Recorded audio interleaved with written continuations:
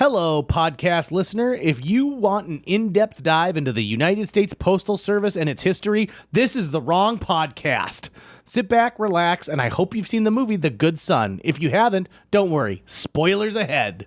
And by the way, if you'd like to help support our podcast, visit jjmeetsworld.com where you can donate to our Patreon, pick up some killer swag at our merch shop, or click the link to Apple Podcast and give us a 5-star review. 1, 2, 3, 4.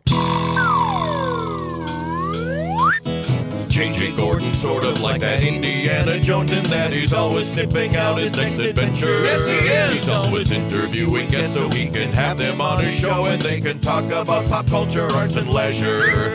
JJ has his flag unfurled and he likes his french fries curled, and he's fun and then he twirls as he goes to meet the world. He will march into the rain even if his ankle sprained. Take a peek inside his brain. This podcast is called JJ Meets World. Punching up. I was just telling Tucker that I have a coworker who punched up with his girl, and it's true. Like, he needs to lock that down. Yeah. I would be trying to do two things right now. Trying to get a ring on that finger or a bun in that oven. Whatever's going to take. Whatever's going to make it stick. Make it stick for the long haul. Yeah. Do you ever play Super Punch-Out, Super Nintendo? Yeah, I'm so good at it. I am so good at it too. How good are you at it? I'm so good at it that at one point I wrote down my times and thought about submitting them to Nintendo Power. Why? Are you good at it? I am good. I'm really good at it. Did you write down your times? Okay, get this. Well, no, I'm feeling a new challenge between us. Okay. Just like Monopoly. But you know who can't play is my sister. So why? My sister had the Gabby Jay, the first one, Yeah. right? Gabby Jay. My Yay. sister, like her knockout of Gabby Jay was 6 seconds. And I'm like, how did you do that? And she goes, I don't know. And so it unleashed something. And like, of course, that's at a time when like my Super Nintendo cartridge, you can't go in and erase the data on it. Right. And so for the better part of 10 years, every time I'd have to turn that on, CSG, 6 seconds for Gabby Jay. And one of the things about it that always drove me like the craziest about it, right, is because my sister sometimes would just be like, oh, are you going to play Super Punch-Out? See if you can beat my score on Gabby Jay. But it also unleashed this in my mind, which was there probably is something in the code that if you get like solarplex, face, solarplex, like there's some combination that is an instant knockout. Not just making sure that you avoid the, and hitting things at the right moment, but there probably is a sequence of hits. Okay, how is she at the rest of the game? She's fine. Is she just fine, or is she as good as you? I mean, no, truth be told, my sister owned the Super Nintendo. Yeah. My sister still to this day could tell you where every single barrel was, where every single like one up in Donkey Kong Country, Donkey Kong Country 2, and Donkey Kong Country 3. So are you saying that no matter how good of a score you or I get, or a time you or I get in Super Punch-Out, she'll still be better at the game? Yeah, Chrissy Gordon would probably still be better at the game because she's also trapped all that knowledge in her brain. Now, they're the one-offs, right? Like Sunset Riders, no one in the Gordon household did Sunset Riders better than JJ, right? Same thing with Turtles in Time. Yes. And like I remember all the little pieces of Turtles in Time. Like, like when you fight Bebop and Rocksteady, you should be beating Bebop first and then Rocksteady second. Right. So I knew some of those, but my sister across everything was so good. Like she was so. Well, so what would you consider what am I trying to say here? I want to see which one of us can do better at it. Okay. So are we going to put television side by side? Well, I'm wondering, what do you think is appropriate? That's one way to do it. Another way to do it is that we each play on our own time and we send our screenshots, and it's the honor system. It's like, this is what I did. This is where I'm at today. But I think what I'd want to pin down is that we're using the same hardware, right? So that it's not like one person's on a Super Nintendo, one person's on a Switch kind of right. thing. No emulator, nothing like that. Exactly. Also, the screen, I think, makes a difference. Yeah. Right? Yeah. I think that the best way to do it to be like, say, okay, on a Monday, JJ, you're going to sit down. And also, we could handle the scoring in an interesting manner, too, because we could say, okay, listen, is it cumulative time or is it round by round by round. So, for example, like let's say I do really great on Gabby Jay and Bear Hugger, Right. but Piston Hurricane really like takes me a while because he keeps doing his little hurricane like pound pound pound pound pound. Right. Right. So, if that's the case, what do we want to say? Is it total time or is it individual by individual? I think a way to do it, and this might be getting too into the weeds, but I love it. I'd be happy to manage this if we needed to do this in some way, is that we basically just create our own leaderboard. And so we each put our initials on the same leaderboard on like a spreadsheet. And it's like, hey, this is what I got. Here's a screenshot to show that I got it. Right. I like this. And then it's more like we can each do it on our own time. And so if it's like, yeah, JJ is, crushing it on Gabby Jay. Like I have not been able to beat his Gabby Jay time. I am crushing it on, Piston Hurricane and blah, blah, blah, blah, blah. So I think we could maybe do it that way. It's honor system. I'm wondering, are you cool with just doing it on the Switch? Yeah, I can do it on the Switch. I do it on the Switch. So you have to play in the online store. There's two versions of the game. It cannot be like the super version of it. Like they have the one that's got like the red ribbon that means they've modified the game in some way. Can't be that one. It's got to be the original. So let me ask this question: do you have the Bluetooth Super Nintendo controller for the Switch? I do not. So that's what I have, and that's how my fingers know. So I would have to go get one. Or I would have to use the Wii Mote, or what do they call those? The Switch remotes. I have a remote Switch remote controller, but it would be different. We'd have to figure out what that is. I'd be happy to get myself. If you don't, the Switch, you can get a Bluetooth original style Nintendo controller, the Super Nintendo, and the N64. They are phenomenal, and I'm going to do it. I'll pull the trigger on that. Great. Once I've got that, then it's off to the races. They do something with those that I think is really important, which is they try and match the weight. Okay. And that I think makes a difference in how it feels in your hand. Yeah. I like this. Once we're confident we're on the same hardware, then I'm going to go in and just X out all of my. Actually, I don't even think it saves my scores because it's on the online store. I'm not sure. So that there's nothing in my own screenshots that's old stuff that I'd have to be like, oh, that was from before this started. Can we take this even one step further? Because we might as well if we're doing this. I think that we are both given a 48-hour window. So that because it's your first time through the game, and so maybe there's, something to be said about that. Right. Like, I just need to warm up a little bit. I think you can play it right now if you want while we're waiting for that controller to come. Right. I'd say leading up to it, it's going to take a couple days. But if we did a 48-hour window, you could take your best times from that 48-hour window and submit your best times, right? Sure, yeah. Uh-huh. Yeah. Well, yeah, if anything, as long as you're screenshotting it and sharing the screenshots, then we have the information. Good to go. Because then we can always just compare the screenshots at the end of the day. Okay. All right.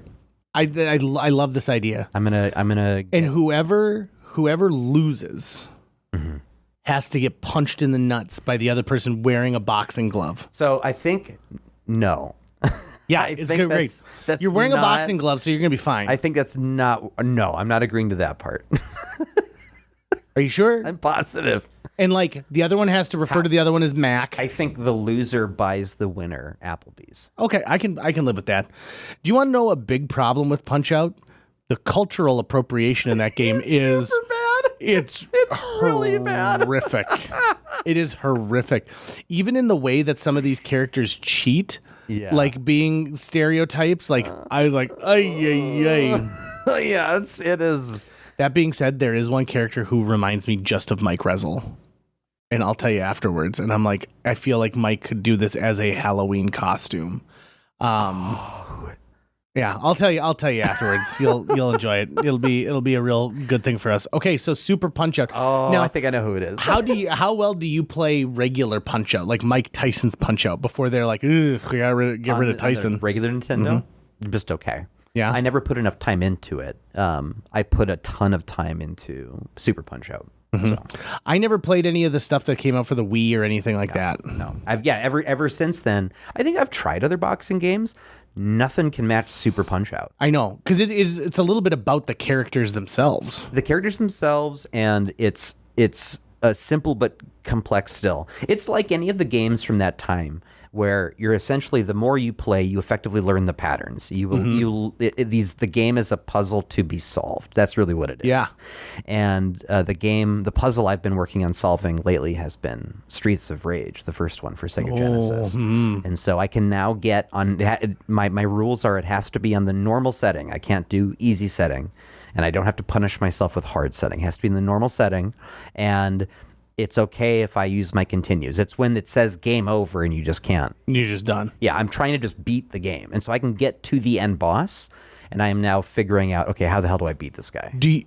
Is it Streets of Rage 1 or Streets of Rage 2 that all of a sudden has robots in it?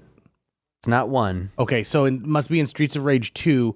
All of a sudden, you start going up like this high rise, and like you're in an elevator going up, and all of a sudden there's robots, and then there's more robots, and you're like, wait a minute, I've been fighting thugs this whole time, and then all of a sudden now they're introducing robots? What's going on here? Huh. I wonder if that's because they wanted to get more violent with the moves, but didn't want. Who knows? Right. I am loving that. Because Streets of Rage 1 is where they're still doing all like punks.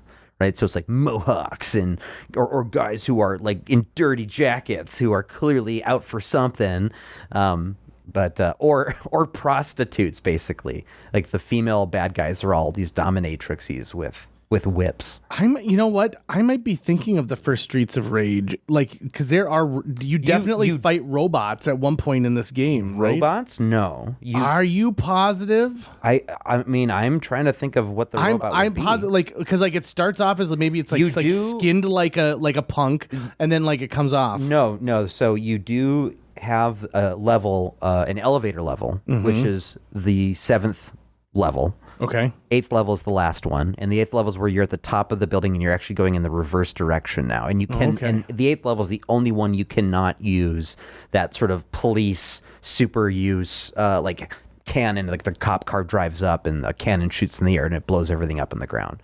But at no point do I remember there being a robot of any kind. I mean, when I search Streets of Rage robot, like there's a point in Streets of Rage 2 where you go to a robot factory, but I'm positive you fought him like in this. Anyway, it doesn't matter. Right. Who cares? Well, like when it comes down to it. That makes me think of Ninja Turtles because they changed the Foot Clan members to be robots. which made sense because the Ninja Turtles have very lethal weapons. Like those would kill anyone easily. And in the movies, they're fighting against dudes, which is awesome, but they're also like they're being really gentle with everything they're doing. Okay, so that actually makes me think of something that I learned recently. Did you ever see the movie The Good Son with Macaulay Culkin? No. Okay, so I will give you a quick synopsis of what this movie's about. The Good Son, Elijah Wood, his mom has died, but she's like, I'll never leave you. So he's positive that his mom is around somewhere, but she's dead. She died of cancer. Sorry, Elijah Wood. But so he's not laughing at Elijah Wood's character. I'm laughing at JJ's delivery. Elijah Wood's dad has to go to Japan to close a deal that will mean that he and his son will be comfortable forever. So, but it's going to take a couple weeks, like 3 weeks. So they send Elijah Wood to go live with his uncle, his brother's brother, or his dad's brother, and his wife. Now, they've recently just had a tragedy. Their young baby son drowned in the bathtub. And still living are their son, Macaulay Culkin, but that's not his name. He's their real son. He's not playing himself. His son, and then a daughter as well, like a little girl. So it's Macaulay Culkin's the oldest, and then there's this little girl, and then there's the baby that drowned in the bathtub. The daughter is played by Quinn Culkin, Macaulay Culkin's sister. So he goes there, and everything seems to be great, and he's having fun with his cousin, and his cousin's like kind of showing him this, like, listen, I kind of do whatever I want to do. But everyone likes him, and they think he's a good son. He's a good manipulator, right? He's one of those guys who's like, Mom, Mark says that he wants to have pizza for dinner. Machiavellian. Right. Machiavellian McCulkin. Turns out he's not a good son. And so they do things like in it, he's stolen his dad's clothes, and he's put them on a dummy that he's made a paper mache head for.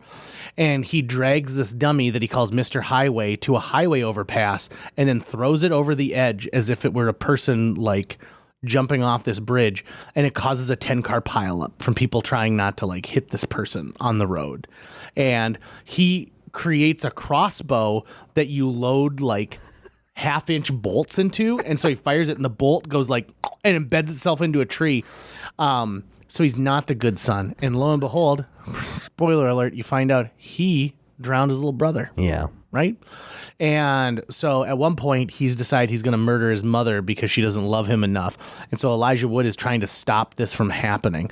Oh, he also does this thing where they're skating on a pond and he starts spinning his sister so fast, pretending, and she's like, faster, faster, Richard.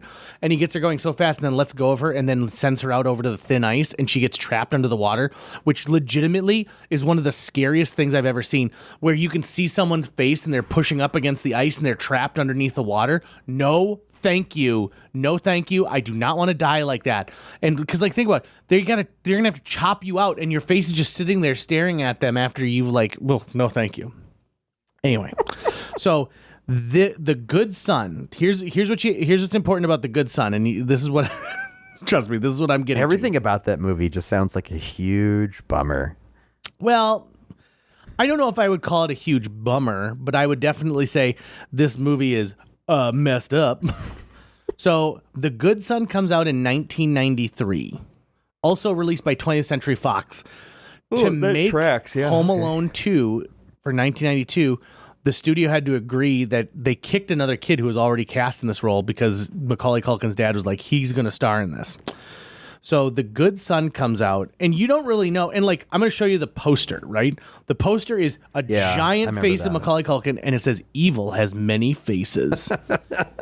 This movie ends up not getting released in, like, 3 countries.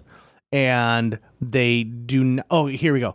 British release. In the United Kingdom, The Good Son was postponed for cinema release in light of the sensitivities following the murders of James Bulger in February 1993 due to their perceived similarities. It was one of several films depicting child killers to be caught up in controversy of the case alongside Child's Play 3 and the band Mikey. So the movie gets delayed not only in Great Britain, but a couple other countries because people are worried that kids love Macaulay Culkin so much, they'll copycat what they see in this movie. And to be quite honest, they're not wrong to worry about that. Right. What's his character's name?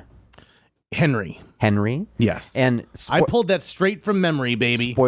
Spoiler alert, does Henry make it out of the end of the movie? Do you want to know what happens? I want to know what happens. Okay, so the movie takes place like in Connecticut along like the ocean. And so there's these craggly rock cliffs, right? And Macaulay Culkin pushes his mom over the cliff, played by Wendy Crewson, who goes on to be the mom in Santa Claus, like 2 years later. Okay. Pushes her over, and she's like holding on to like a root. And then all of a sudden, the next time you see him, he's got this like big rock over his head, and he's gonna throw it down, and she's gonna fall, like hundreds of feet into the onto the rocks, and it's gonna be awful.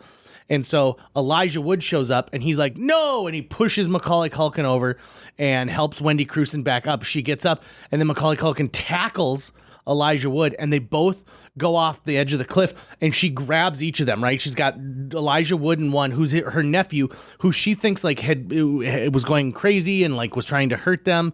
And then she's got her own son on the left, and he's like, immediately Macaulay Culkin, who is just trying to murder her, by the way, he's like, Mom, I love you, Mom. Let go of Mark. Save me, Mom. And she's like, no, Susan, no, Susan. Because the other thing too that's weird is Elijah Wood refers to her as, by her Christian name, right? Which feels weird, even though, of course, I always called my Aunt Judy. But so she's holding it, she's like, I can't. And then she looks over at Macaulay Culkin, she's like, I'm so sorry. And she drops her own son and then saves Elijah Wood. And then the movie has the dumbest, worst ending of a movie that you could ever have. She could just pull him up and they could be crying in each other's arms. Helicopter shot, pull back, credits roll over that, right? No. They cut to the desert, like the Mojave Desert, and Elijah Wood is standing by himself on the top of this butte, and there's a voiceover like, I never really talked to Susan or wondered if she thought that she made the right choice. I'll probably never know. And then that's the end of the movie. That sounds like a studio interference ending. Yeah, they're like, we need to understand that that he lives. I was gonna say, so Macaulay Culkin's character, so Henry, Henry. Do we see his dead body? Like, do they go, he's dead? They spend a lot of money watching him fall, but no, they do not show the corpse. Okay, because I want Macaulay Culkin to do a movie now where Henry, is an adult, He's alive. He survived it, and he has to match wits against adult Kevin McCallister. I want to know which of those Macaulay Culkin characters beats the other. Actually, one. I was going to say, like, if you had said adult Elijah Wood and you brought them back together. Now, this was the other thing at the time. These two are the juggernauts, right, of child actors, right? Like Elijah Wood, people are like, he is the next Brando. Right, and I'm trying to think of child actors who were bigger than them since then. Oh, I think, and I understand that there must be, but I have to think for a bit. I mean, no one who's as good as they probably were, right? Because like these guys were also like they were good little actors. Yeah, I mean, Macaulay Culkin was as famous as Michael Jordan. Oh, definitely, and Michael Jackson. And think he was in the Michael Jackson music video. Yeah, I mean, he was a cross-cultural phenomenon and like a generational talent as a child. Bingo. So I'm trying to think of someone who I would even put next to him as far as a child actor of that level, but maybe that's an unfair comparison. I mean, you could go back to Mickey Rooney. You know, Mickey Rooney at one point as a child star was the largest, star in the world, right? Shirley Temple. I'm thinking more since him, though. Okay. So, you think of like the Jonathan Lipnickies, the Breslins, Spencer and Abigail Breslin. I'm trying to think of like a child star who like the whole world is in the palm of your hand. For a little while, that kid who's from Fargo, Charlie Korsmo. Yeah, I mean, he was in stuff, but he did 2 movies with Dustin Hoffman. He was friends with Madonna. Warren Beatty was like, this kid's got it. He's got it. Worked with Steven Spielberg, Robin Williams. Yeah. I mean, that kid had a pretty good career. Yeah, I don't know. Jonathan Taylor Thomas would probably, even though he was right on that same cusp, but he was also another child star who had probably that same level of fame and notoriety. Yeah, I could. Or maybe not, because his film stuff never really exploded. No, I mean, the peak for him was probably Lion King. That was probably the peak for JTT. I disagree. I think his role on I'm not discounting Home Improvement. I think Home Improvement would be his peak. I could see that. Right? Yeah, I could see that. Oh, Daniel Radcliffe from Harry Potter. There you go. Yeah, there'd be another one, right? Yeah, that's a much more a much closer one. That's a post 2000s. That's one that listeners were probably screaming at their car radios. Car radios. That's right. They're car radios. They're talking about getting rid of AM radio in cars, Really? Yeah. And in fact, like people from my company went out to Washington, D.C., and they're not protesting. They're probably just smoking cigars and eating steak. But that's under the auspice of we're doing that. So, yeah, I would love to see So, again, Macaulay Culkin and Elijah Wood are the absolute like top tier, and for those two to be in a movie together, I think. Now what's interesting is post this, both of their careers start to kind of flounder, because Elijah Wood makes the movie North about a kid who's like divorcing his parents and gets to choose other parents, which was supposed to be great, which was Rob Reiner's big stumbling block, right? It was as he was doing on a string of hits, and then that one came out. Oh god, yeah. And like Richie Rich is a good film, but like he makes things like the Pagemaster in between there. I was really into both of those. I fucking loved the Pagemaster. So, and I loved Richie Rich. So I loved the Bee, the robotic 3D, and how he uses it to like. I love that he had his own McDonald's. The evil henchman in that movie, I met him at a gas station, in Wisconsin, and like because he delivers a line that I think of all the time. Oh, Keen Bean, and the way he like says it is so good. Oh, what's I think about Richie Rich, Pagemaster, Macaulay Culkin? I was really into Pagemaster. I was really into the Macaulay Culkin movies. No, do you want to hear really like? Okay, first of all, listener, just understand this is so morbid, but it's funny. What is probably one of the most quoted lines from the movie Richie Rich other than "You've got your own McDonald's," and it's a line that technically is recorded by Dr. Keenbean. I don't remember. Computer, locate Dad. And then it's like, "Hey, you slugger," like looking for Dad, because he's able to like track down his dad versus like he had essentially find my in the beginning, right? Yep. And so then it comes to "Dad not found." That's right. Dad not found. And it says it over and over again. I sent that to my sister on Father's Day because our dad's been dead for 20 plus years. Dad not found. Dad not found. And I think she did enjoy it just as much as I did, because it really was a premium joke. And it reminded me of, I wanted to do a Christmas card one year that had my parents as Force ghosts in the back. I thought would be just so great. And I got talked out of it because they're like, this might be too raw for some people who just don't understand that level of humor that you're going for. And I'm like, yeah, but wouldn't it be great? Like, I understand that it might make 5 people mad, but 2 people, keep that. They put that in their desk and they hold on to it. They screenshot it and send it to their friends because they're like, look what my friend with the dead parents did. That's going to wrap it up for today's show. If you enjoyed this episode and would like to help us continue to produce new episodes each week, visit jjmeetsworld.com, where you can donate to our Patreon, pick up some swag at the merch shop, or follow our link to Apple Podcasts and leave us a 5-star review. You can also follow us on social media. We're on Facebook, Instagram, Twitter, YouTube, all the sites the cool kids are using these days. JJ Meets World is produced every week by Tucker Lucas. You can find out more about Tucker's work by visiting moonbasemaria.com. If you want to get in touch with your host with the most, check out linebenders.com, where you can find direct contact info for JJ or booking information. The thing I'm most excited about for Labor Day this year is to finally have this baby I've been growing in me.